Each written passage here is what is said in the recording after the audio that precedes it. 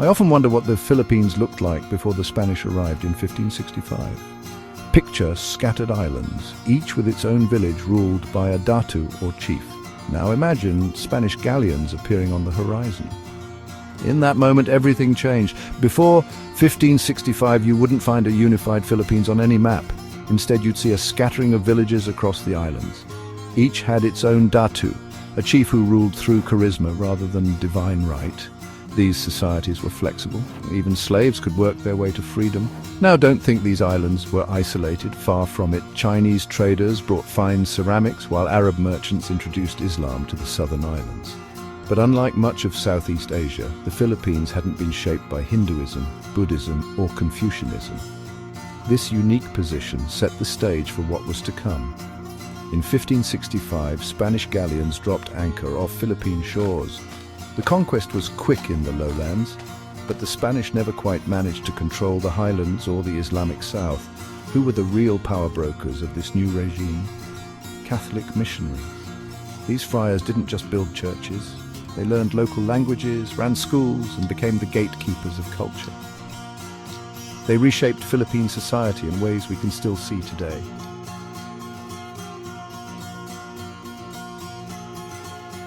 The Spanish introduced a labor system called polo y servicio. If you were a man between 16 and 60, you'd be forced to work on colonial projects.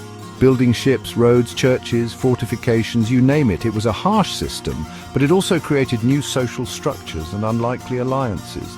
Fast forward to the 19th century. The islands opened up to global trade in the 1830s, triggering an agricultural boom. Who benefited? A new middle class, many of them mestizos, people with mixed Chinese and Filipino heritage. They embraced Catholicism and Spanish education, becoming the first to dream of a Filipino nation. As the 19th century rolled on, a new generation of educated Filipinos started asking questions. Leading the charge, José Rizal. His novels and essays exposed colonial abuses and called for reforms. Rizal's words lit a fire in the hearts of many Filipinos. But the Spanish weren't fans of criticism. Their response? Harsh repression. In 1896, all that tension exploded into revolution. Inspired by ideas of liberty and equality, Filipino revolutionaries took up arms. It's 1898. The Philippine Revolution is in full swing when a new player enters the game, the United States. During the Spanish American War, Commodore George Dewey's fleet crushed Spanish forces in Manila Bay. The Americans called their occupation benevolent assimilation, promising to modernize and educate. But here's the thing, many Filipinos had other ideas. They'd fought hard to kick out the Spanish. Why would they want new colonial masters? This clash of expectations was about to turn violent. In 1899, the Philippine American War erupted. Filipino forces, led by Emilio Aguinaldo, used guerrilla tactics against the better-equipped American military. It was a brutal conflict. Both sides committed atrocities. The Americans used controversial pacification methods, think concentration camps and torture. The human cost, staggering. Over 250,000 Filipinos died, many of them civilians. The war officially ended in 1902, but some kept fighting for years. With the war over, the US got to work reshaping Philippine society. They set up public schools with English as the main language. American teachers, nicknamed Thomasites, sailed over to run this new system. The goal? Create an Americanized elite who could eventually self-govern under US guidance, of course. Economically, the Philippines became tied to the US at the hip.